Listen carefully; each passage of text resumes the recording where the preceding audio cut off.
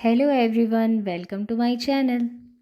कांची विजयनगर के बुनकर की बेटी थी, जो कि बहुत सुंदर और मेहनती थी। महाराज विद्याधर का बेटा श्री राम नगर में घूमने निकला और उसकी नज़र कांची पर पड़ी, जो चरखे में कपड़े बुन रही थी। और वह घोड़े को संभाल नहीं पाया, उसका ध्यान कांची पर था और वह सीधे जाकर ऊनों की टोकरी में गिर पड़ा। कांची उसे देखकर हंसने लगी और राजकुमार जमीन पे ही गिरे कांची को देख रहा था, क्योंकि राजकुमार ने इतनी सुंदर और मेहनती लड़की आज तक नहीं देखी थी। इसलिए राजकुमार ने तुरंत ही कांची से शादी करने का फैसला कर लिया और शादी करके कांची को राजमहल में ले आया। कांची के लिए महल में सारी सुख सुविधाएं थी, पर फिर भी कांची महल में खुश नहीं थी, क्योंकि बचपन से ही उसे अपना काम खुद करने की आदत थी। पर यहाँ तो हमेशा उसके आगे पीछे नौकर लगे रहते थे, जिससे उसे कोई भी काम नहीं करना पड़ता था। यहाँ तक एक पानी का गिलास भी उसे ला कर दिया जाता था। इसलिए राजमहल में भी रहकर वह उदास रहती थी। कांची को उदास देखकर राजकुमार ने उसे खुश करने के लिए नए नए ढेर सारे कपड़े, गहने, तरह तरह के पकवान भिजवाए, पर फिर भी कांची खुश न हुई। एक दिन कांची बगीचे में आराम कर रही थी और चाय पी रही थी। अकेले में बात करते कह रही थी कि गांव में मैं अपना खुद ही काम करती थी, आसपास कितने लोग होते थे बात करने के लिए, पर यहाँ ना कोई काम करने को है और ना ही कोई इंसान जिससे मैं बात कर सकूं। अचानक ही कांची के प्याले में एक कीड़ा आकर गिरा।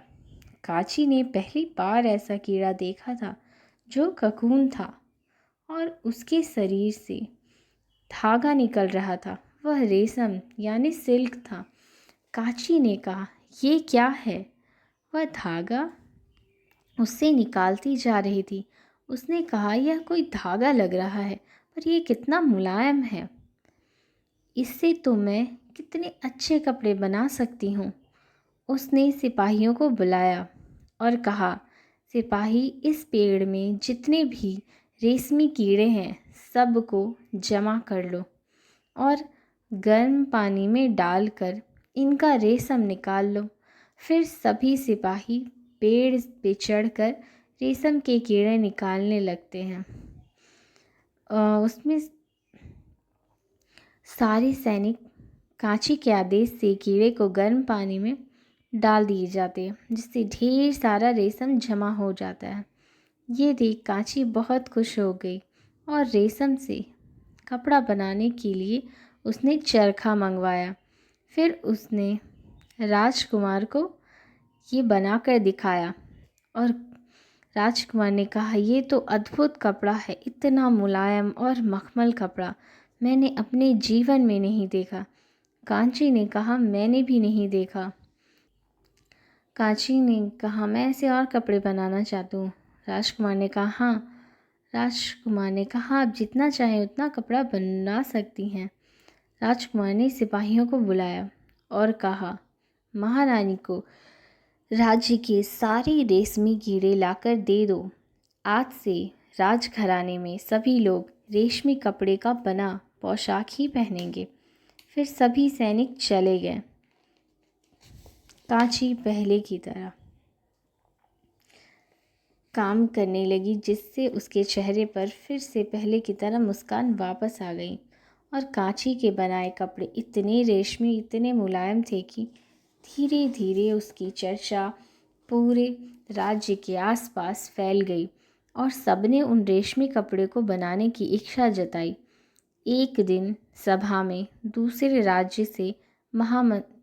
राज्य से एक महामंत्री आते हैं। वह कहते हैं कि मैं आपके पास एक विनती लेकर आया हूँ महाराज हिमबिंदु की तरफ से।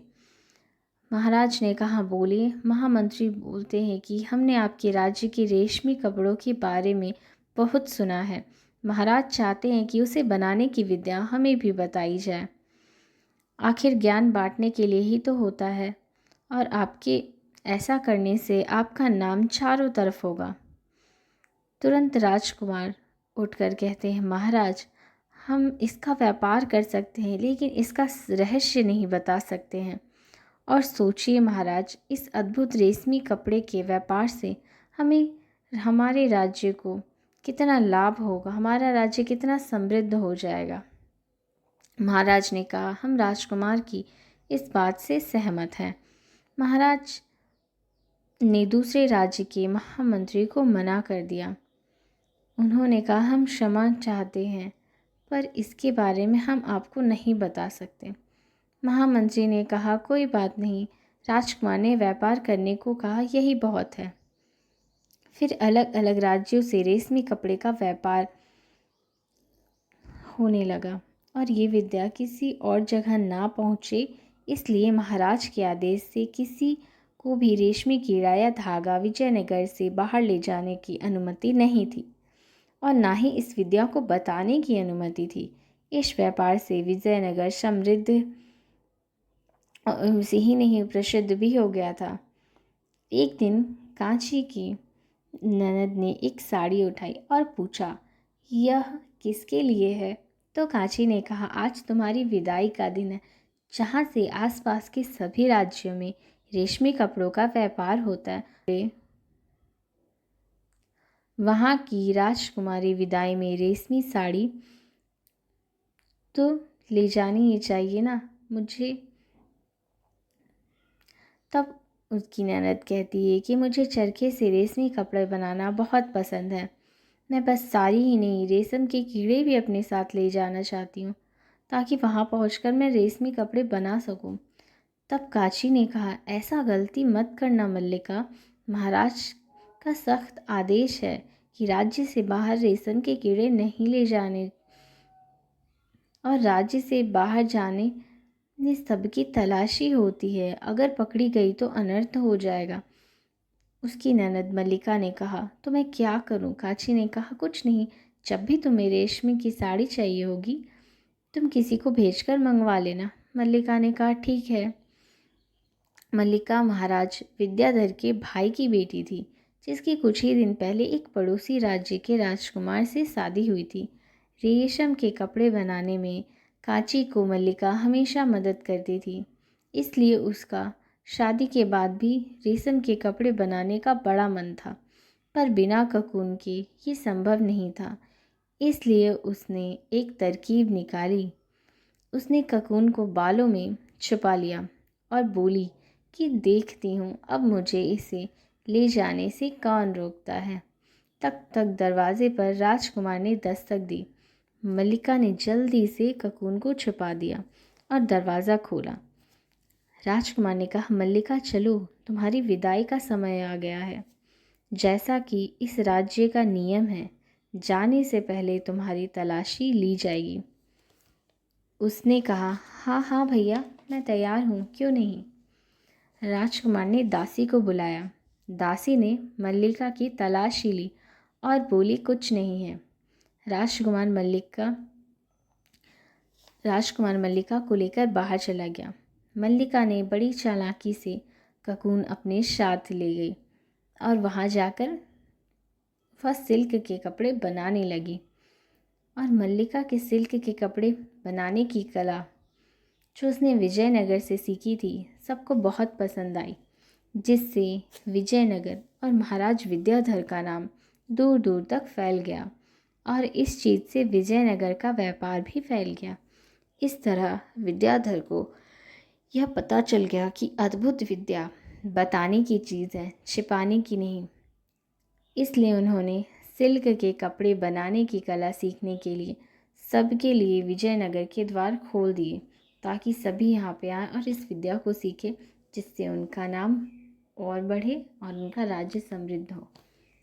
धन्यवाद।